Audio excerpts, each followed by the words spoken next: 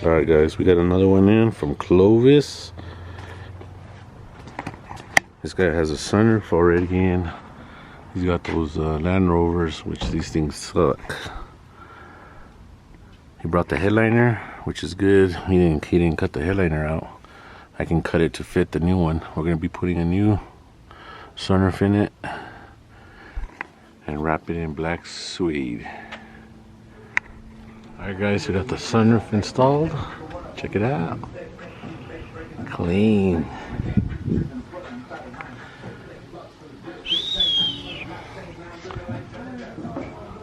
Clean. Working on the headliner now. Cutting the hole. We'll test fit the headliner, make sure everything fits good, and then we'll wrap it. Alright guys, install's done. Came out badass, nice and clean from what he brought me before with that other sunroof. You guys can check out the roof and guess to see how I think I did it. Let's check it out. We are missing a sun visor. He did not bring it.